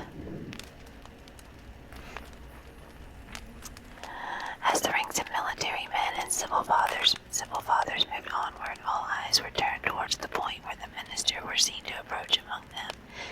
The shout died into a murmur as one portion of the crowd after another obtained a glimpse of him. How feeble and pale he looked amid all his triumph. The energy, or say rather the inspiration which had held him up until he should have delivered the sacred message that brought his own strength along with it from heaven, was withdrawn. Now that it had so faithfully performed its office, the glow which they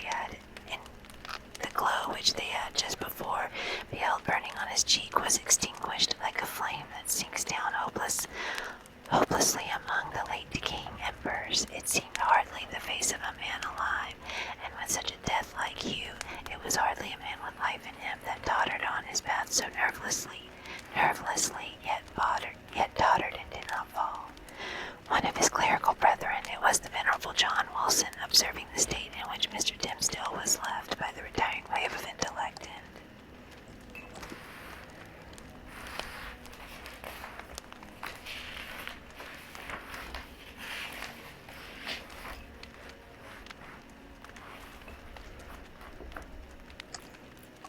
sensibility stepped forward hastily to offer his support.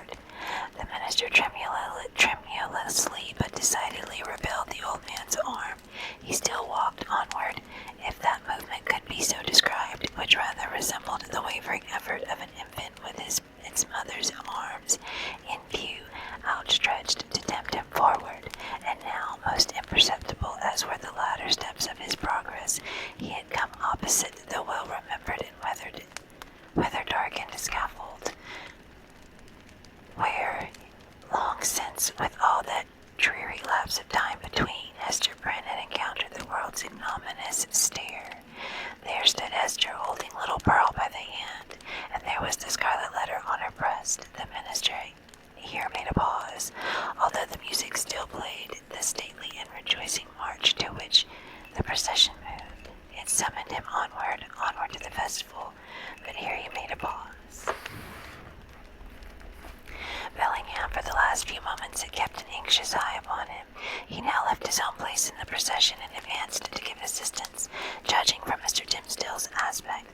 must otherwise inevitably fall. But there was something in the latter's expression that warned back the magistrate, although a man not readily obeying the vague intimations that pass from one spirit to another.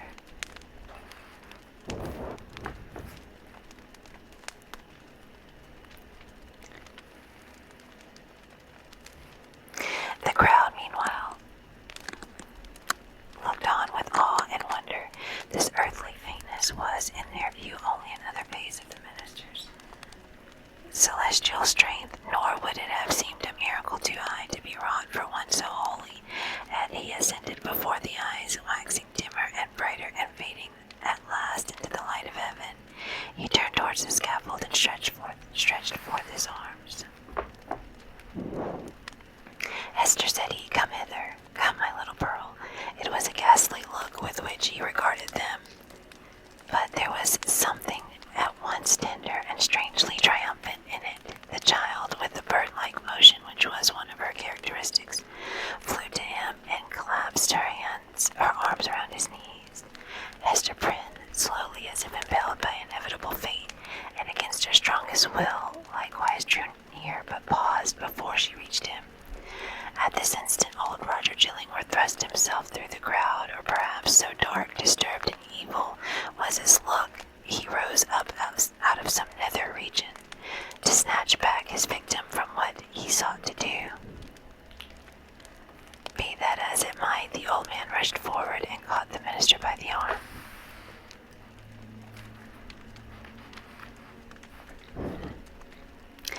Madman, hold, what is your purpose? Whispered he. Wave back that woman, cast off this child, all shall be well. Do not beckon your fame and perish in dishonor. I cannot save you. Would you bring infamy on your sacred profession?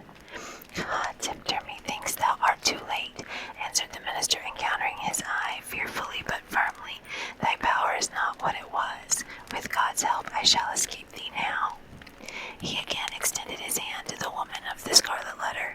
Esther Prynne, cried he, with a piercing earnestness, in the name of him so terrible and so merciful, who gives me grace at this last moment, to do what, for my own heavy sin and miserable agony, I withheld myself from doing 7 years ago. Come hither now, entwine thy strength about me, thy strength, Esther, but let it be guided by the will.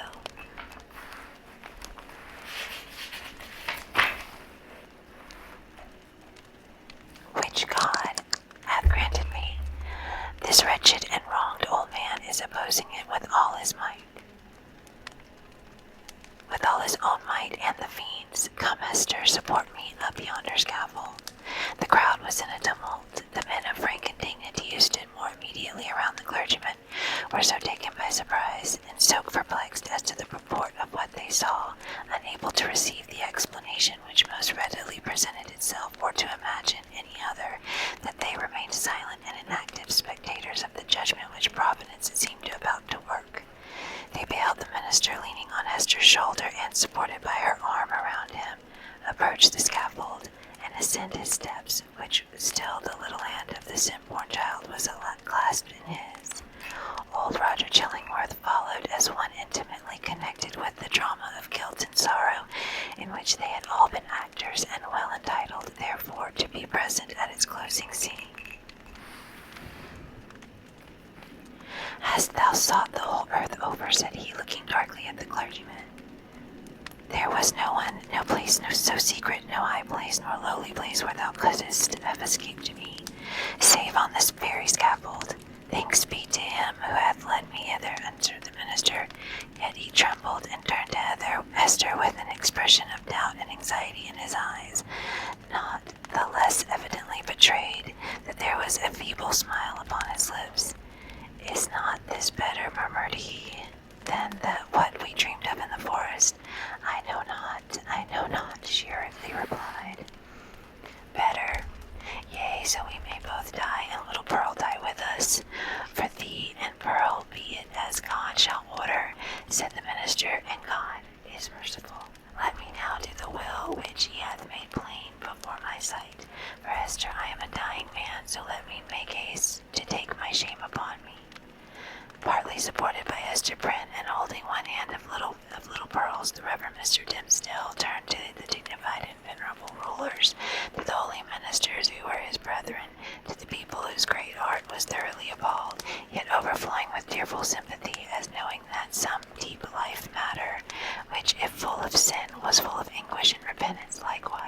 was now to be laid open to them. The sun, but little past its meridian, shone down upon the clergyman and gave a distinctiveness to his figure as he stood out from all the earth to put in his plea of guilty at the bar of eternal justice. "People of New England," cried he with a voice that rose over them, high, solemn, and majestic, yet had always a tremor through it, and sometimes a shriek, struggling up out of a fathomless depth of remorse and woe. "Ye that have loved me, ye that have deemed me holy, behold me here, the one sinner of the world. At last, I stand upon the spot where 7 years since I should have stood, here with this woman, whose arm, more than the little strength wherewith I have crept hitherward, sustains me at this dreadful moment from groveling down upon my face. Lo, the scarlet letter which Hester wears, ye have all shuddered at it, wherever her walk hath been, wherever so miserably."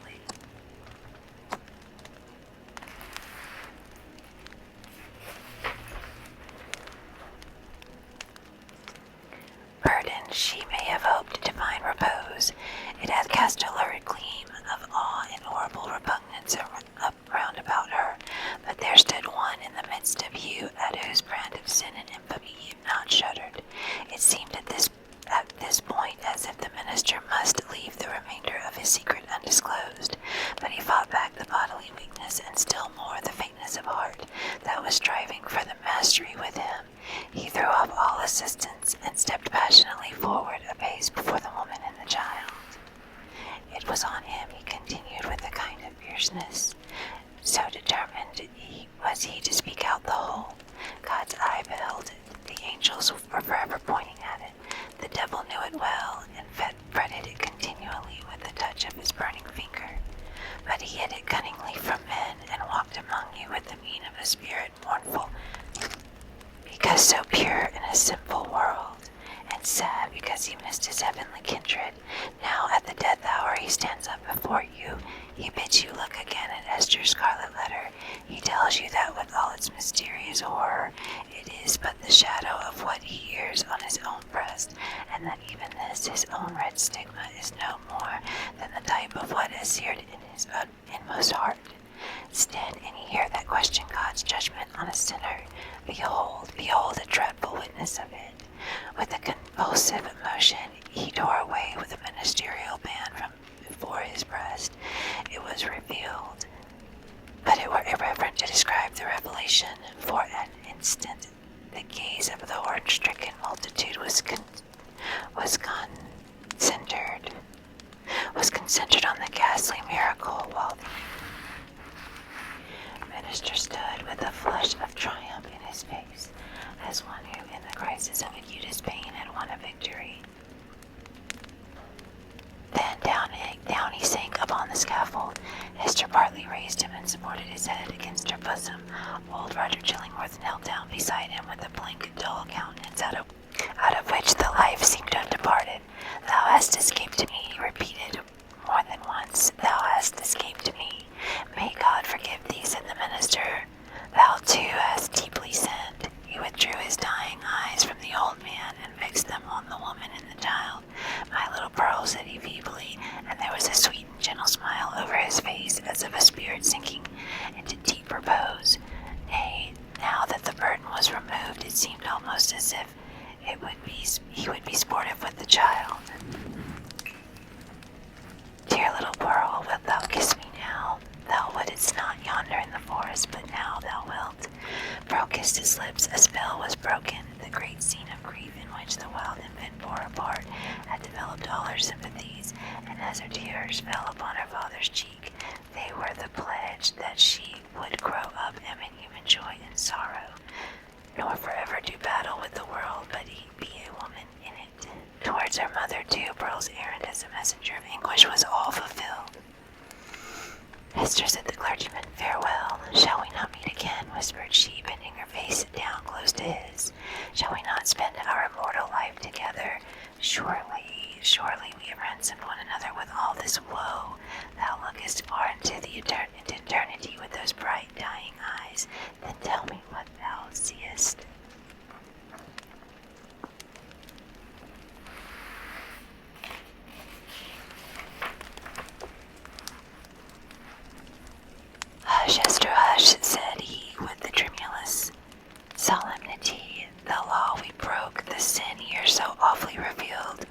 these alone be in thy thoughts. I fear it may be that when we forgot our God, when we violated our reverence for each for the other soul, it was thenceforth vain to hope that we could meet hereafter in an everlasting and pure reunion. God knows, and he is merciful. He hath proved his mercy most of all in my afflictions, by giving me this burning torture to bear upon my breast, by sending yonder dark and terrible old man to keep the torture always at red heat, by bringing me hither to die this death of triumphant ignominy before the people. Had either of these agonies been wanting, I'd have been lost forever. Praised be his name, his will be done.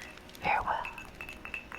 That final word came forth with the minister's expiring breath. The multitude, silent until then, broke out in a strange, deep voice of awe and wonder, which could not, as yet, find utterance, save in this murmur that rolled so heavily after the departed spirit.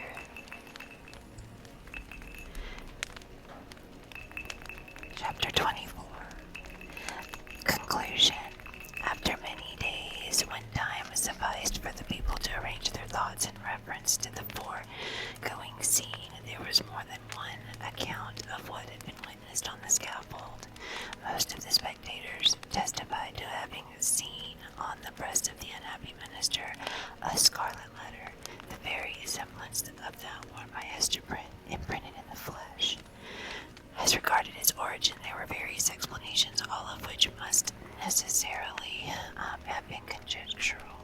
Some affirmed that the Reverend Mr. Dimmesdale, on the very day when Hester Prynne first wore her ignominious badge, had begun a course of penance, which he afterwards, in so many futile methods, followed out by inflicting a hideous torture on himself. Others contended that the stigma had not been produced until a long time subsequent, when old Roger Chillingworth, being a potent necromancer, had caused it to appear through the agony of magic and poisonous drugs. Others again, and those best able to appreciate the minister's peculiar sensibility and the wonderful operation of his spirit upon the body, whispered their belief that the awful symbol was the effect of the ever-active tooth of remorse, gnawing from the inmost heart outwardly, and at last manifesting heaven's dreadful judgment by the visible presence of the letter.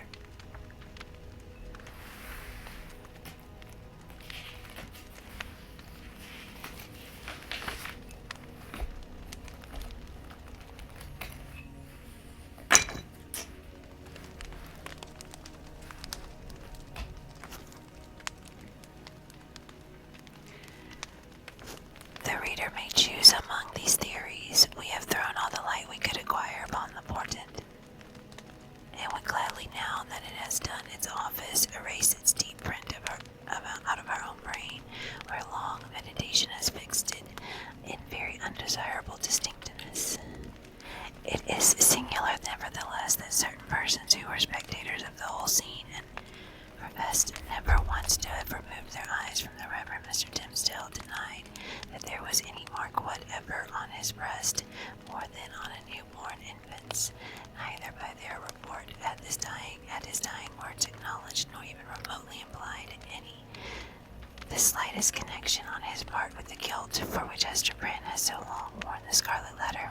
According to these highly respectable witnesses, the minister, conscious that he was dying, conscious also that the reverence of the multitude placed him already among saints and angels, had desired, by yielding up his breath in his arms of that fallen woman, to express to the world that utterly nugatory is the choices of man's own righteousness.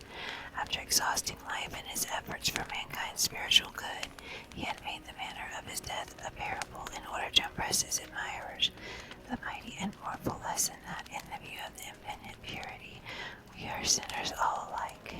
It was to teach them that the holiest among us has but attained so far above his fellows as to discern more clearly the mercy which looks down and repudiate more utterly the phantom of human merit which would look aspiringly upward. Without disputing a truth so momentous, we must be allowed to consider this version of Mr. Dimmesdale's story as only an instance of that stubborn fidelity with which a man's friends, and especially a clergyman's, will sometimes uphold his character when proofs clear as the midday sunshine on the Scarlet Letter establish him a false and sin-stained creature of the dust. The authority which we have cheaply followed, a manuscript of old date drawn up from the verbal testimony of individuals, some of whom had known Hester Prynne while others had heard the tale from contemporary witnesses, fully confirms the view taken in the foregoing pages, among many morals which press upon us from the poor minister's miserable experience. We put only in this into a sentence: be true, be true, be true. Show freely to the world, if not your worst, yet some trait whereby the worst may be inferred. Nothing was more remarkable than the change which took place almost immediately after Mr. Dimmesdale's death in the appearance and demeanour of the old man known as Roger Chillingworth. All his strength and energy, all his vital and intellectual force, seemed at once to desert him, insomuch that he positively withered up, shriveled away, and almost vanished from mortal sight, like an uprooted weed that lies wilting in the sun. This unhappy man had made the very principle of his life to consist in the pursuit of systematic exercise of revenge, and when, by its completest triumph and consummation, that evil principle was left with no further material to support it, when, in short, there was no more devil's work on earth for him to do, it only remained for the unhumanized mortal to betake himself whither his master would find him tasks enough, and pay him his wages duly. But to all these shadowy beings, so long our near acquaintances, as well as Roger Chillingworth as his companions, we would fain be merciful.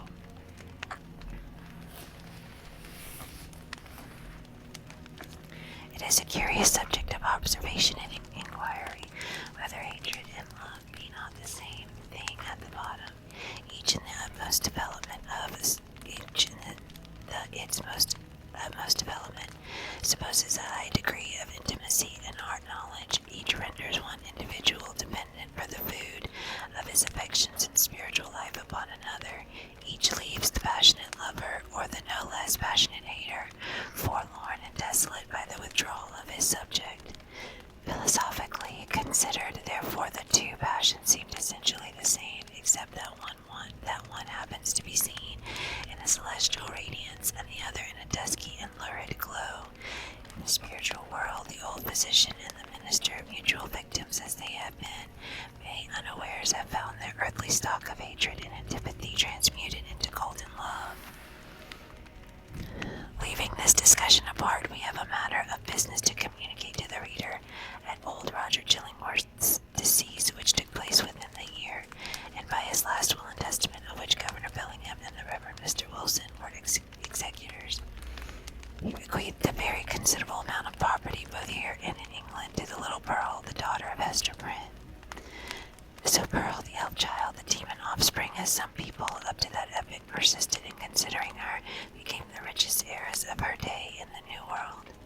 Not improbably, this circumstance wrought a very material change in the public estimation, and had the mother and child remained here, little Pearl, at a marriageable period of life, might have mingled her wild blood with the lineage of the devoutest Puritan among them all. But in no long time after the physician's death, the wearer of the Scarlet Letter disappeared, and Pearl along with her. For many years, though a vague report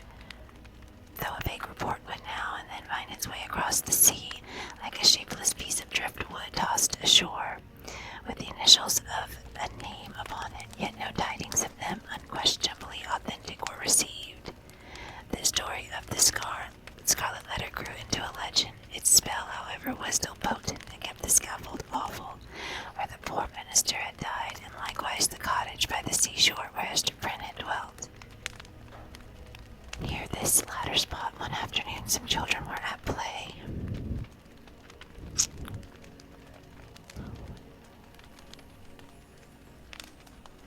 When they beheld a tall woman in a grey robe approach the cottage door. In all those years it had never once been opened, but either she unlocked it, or the decaying wood and iron yielded to her hand, or she glided shadow-like through these impediments, and at all events went in. On the threshold she paused, turned partly round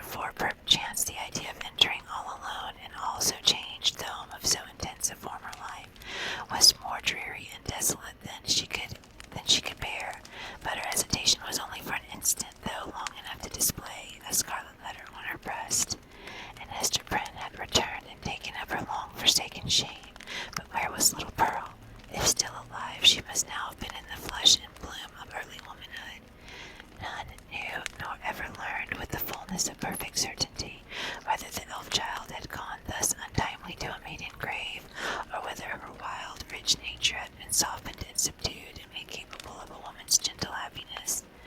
But through the remainder of Esther's life, there were indications that the recluse of the Scarlet Letter was the object of love and interest with some inhabitant of another land. Letters came. Letters came.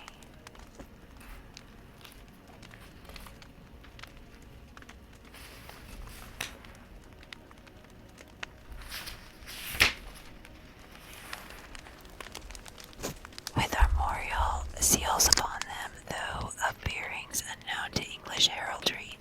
In the cottage there were articles of comfort and luxury such as Esther never cared to use, but which only wealth could have purchased and affection have imagined for her. There were trifles too, little ornaments, beautiful tokens of a continual remembrance that must have been wrought by delicate fingers at the impulse of a fond heart. And once Esther was seen embroidering a baby garment with such a lavish richness of golden fancy as would have raised a public tumult, had any infant thus apparelled been shown to our sober-hued community. In fine, the gossips of that day believed, and Mr. Surveyor Pugh, who made investigations a century later, believed, and one of his recent successors in his office, moreover, faithfully believes, that Pearl was not only alive, but married and happy, and mindful of her mother, and that she would most joyfully have entertained that sad and lonely mother at her fireside. But there was a more real life for Esther Prynne here in New England than in the unknown region where Pearl had found a home. Here had been her sin, here her sorrow, and here was yet to be her penitence. She had returned, therefore, presumed of her own free will, for not the sternest magistrate of that iron period would have imposed it, resumed the symbol of which we have related so dark a tale. Never afterwards did it quit her bosom, but in the lapse of the toilsome, thoughtful, and self-devoted years that made up Esther's life, the Scarlet Letter ceased to be a stigma which attracted the world's scorn and bitterness, but became a type of something to be sorrowed over and looked upon with awe.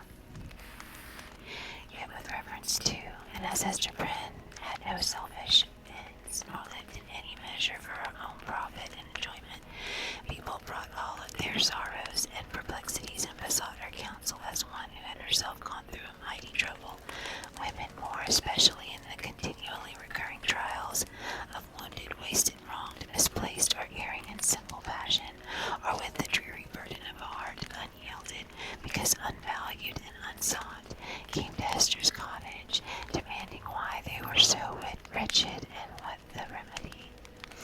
Esther comforted and counseled them as best as she might. She assured them, too, of her firm belief that at some brighter period, when the world should have grown ripe for it, in heaven's own time, a new truth would be revealed in order to establish the whole relation between man and woman on a surer ground of mutual happiness. Earlier in life, Esther had vainly imagined that she herself might be the destined prophetess, but had long since recognized the impossibility that any mission of divine and mysterious truth should be confided to a woman stained with sin, bowed down with shame, or even burdened with a lifelong sorrow. The angel and apostle of the coming revelation must be a woman indeed, but lofty, pure, and beautiful, and wise, moreover, not through dusky grief, but the ethereal medium of joy, and showing how sacred love should make us happy by the truest test of a life successful to such an end. So said Esther Prynne, and glanced her and eyes downward at the Scarlet Letter, and after many, many years a new grave was delved, near an old and sunken one in that burial ground beside which King's Chapel had since been built.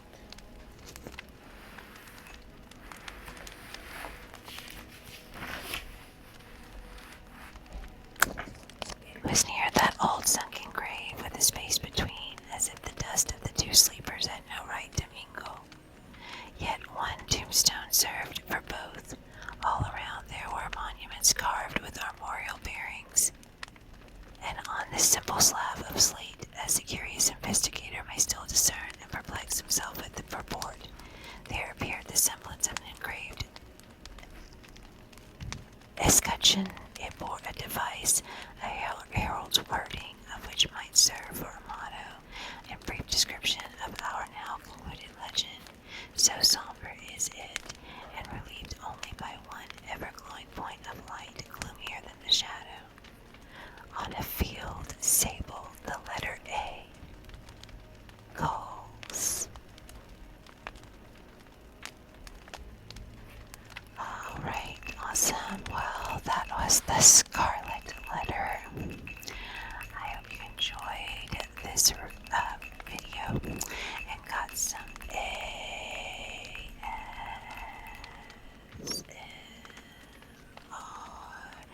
tingles.